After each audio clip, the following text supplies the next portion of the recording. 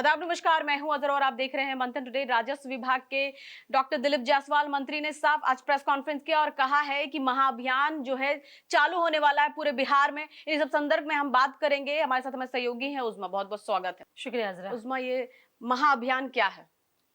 देखिए अजरा, डॉक्टर दिलीप जायसवाल ने जो राजस्व के मंत्री हैं, उन्होंने जो है साफ शब्दों में कहा है कि ये जो राजस्व महाअभियान इसलिए चलाया जा रहा है क्योंकि पिछले जो अभियान में जो करीब 46 लाख जो है आवेदन वो प्राप्त हुआ था, जिनमें से कई मामलों का जो है निष्पादन अभी भी बाकी है। तो सरकार का साफ इस पर कहना है कि ज्यादातर जो काम है वो पूरा हो चुका है, लेकिन बचे हुए जो मामलों को वो तेजी से जो है उसको निपटारे के लिए कहा गया है और लोगों को जो है जमीन रिलेटेड जितनी भी परेशानी होती है उसमें राहत देने की भी बात कही गई है। तो 11 से 17 जून तक ये विशेष अभियान चलाया जा रहा है।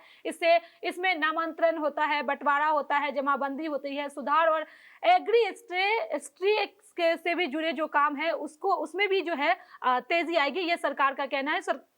आज जो है सरकार ने इस पर प्रेस कॉन्फ्रेंस किया और एग्री स्ट्रिक पे जो है ज्यादा जोर दिया गया है सरकार की तरफ से। अच्छा, क्या विभाग पहले नाकाम रहा है इसको काम करने में? जो महाअभियान देखिए, देखिए, विपक्ष यही सवाल हमेशा से उठाता रहा है कि अगर 46 लाख आवेदन आए थे तो अब तक सभी मामलों का निपटारा क्यों नहीं हुआ। तो जबकि सरकार पक्ष जो सरकार है वो ये कहती है कि इतने बड़े पैमाने पर जो इतने आवेदन पहली बार आए थे तो इसमें तो टाइम लगेगा, जाहिर है प्रक्रिया में समय लगता है। विभाग का ये जो दावा है, सरकार का ये जो दावा है कि 82% से भी जो अधिक जो काम है वो पूरा हो चुका है और जो बचा हुआ मामला है उसे समय पर निपटाने के लिए यह विशेष अभियान चलाया जा रहा है, ये सरकार का कहना है। तो जाहिर सी बात है कि इतनी बड़ी 46 लाख आवेदन आया हुआ है तो इस पे टाइम लगेगा, किसी को भी, सरकार को भी, आम लोगों को भी, जो भी अधिकारी वहां पे काम कर रहे हैं उनको भी टाइम लगेगा। और इस पे विपक्ष सवाल हमेशा से उठाता रहा है। अच्छा, आम लोगों को इससे फायदा होगा कुछ?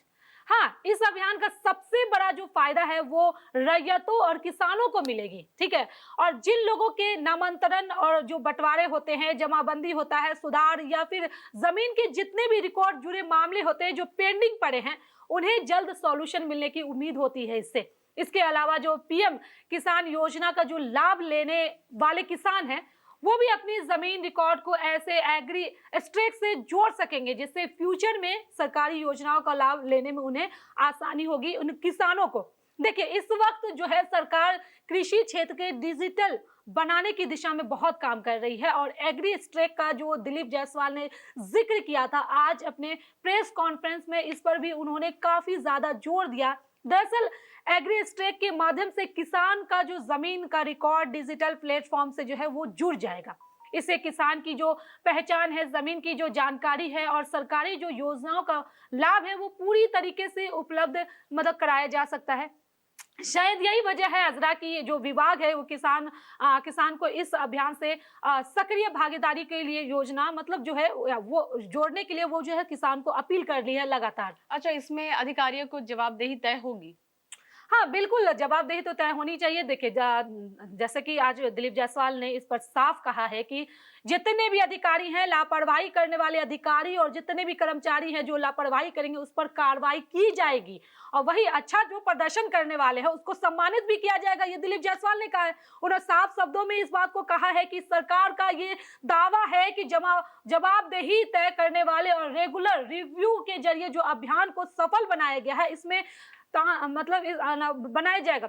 और इसमें सबसे बड़ी बात है कि ट्रांसफर पोस्टिंग का जो फैसला है ये भी लिया गया है। सरकार चाहती है कि इस अभियान के दौरान जो है यदि बड़े पैमाने पे अगर तबादले हुए हैं तो इसमें कम प्रभावित मतलब इससे काम प्रभावित ना हो, इसलिए सरकार जो है 17 जून से जो लेकर के मतलब 17 जून तक जो है जितने भी जो अधिकारी और कर्मचारी हैं जितने भी उनका जो ट्रांसफर पोस्टिंग था उसको जो पूरी तरीके से रोक लगा दिया गया है, क्योंकि सरकार का इस पर साफ शब्दों में कहना है कि मतलब इससे काम प्रभावित नहीं होना चाहिए। अगर ट्रांसफर पोस्टिंग सरकार कराती है तो कम से कम इस पर तो आपको लगता है कि काम प्रभावित होगा। सरकार का सबसे बड़ा सवाल है कि अगर 82% जो है काम हो चुका है तो फिर महाअभियान होने का क्या जरूरत पड़ा? फिर से क्यों कराया जा रहा है?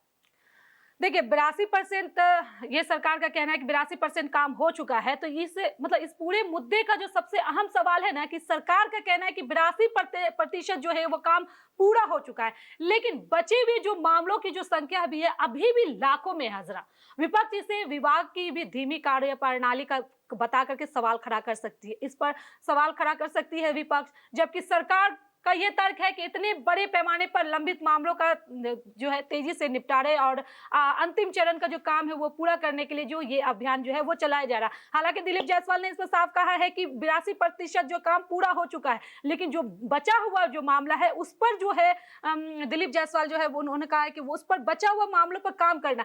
हालांकि दिलीप जायसवाल पूरी तरीके से इस पक्ष में है कि जैसे ट्रांसफर पोस्टिंग की अभी हमने जिक्र की, ट्रांसफर पोस्टिंग नहीं होनी चाहिए। जितने भी अधिकारी हैं 17 तारीख तक उन लोगों का जो है ट्रांसफर पोस्टिंग पूरी तरीके से रोक दी गई है। तो ये दिलीप जायसवाल साफ आज के प्रेस कॉन्फ्रेंस में उन्होंने साफ शब्दों में इस बात का जिक्र किया कि लापरवाही बर्दाश्त नहीं होगी। किसी भी कर्मचारी या अधिकारी अगर कोई भी लापरवाही करते हैं तो उस पर सख्त एक्शन लिया जाएगा और काम जो है वो जनता का नहीं रुकना चाहिए। हालांकि अभी देखा तो यही जा रहा है कि सरकार जो है पूरी तरीके से एक्टिव नजर आ रही है। दिलीप जायसवाल जब से मंत्री बने हैं वो एक्टिव नजर आ रहे हैं, लेकिन जनता का काम कितना होगा ये कहना बहुत मुश्किल है, क्योंकि पिछली सरकार में भी जो मंत्री थे उन्होंने पूरा मतलब एक्शन मोड में आ गए, पूरा ताबड़तोड़ फैसले ले रहे थे अधिकारी।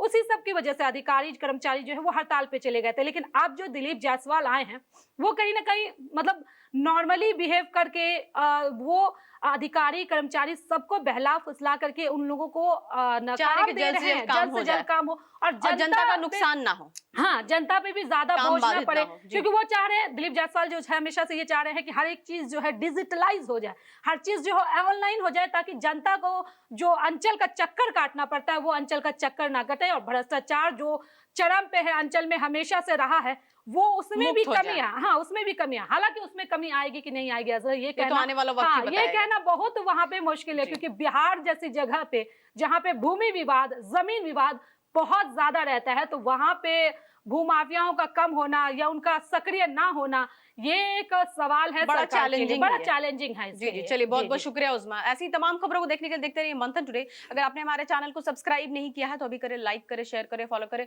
और ऐसी निष्पक्ष पत्रकारिता देखते रहे मंथन टुडे। शुक्रिया।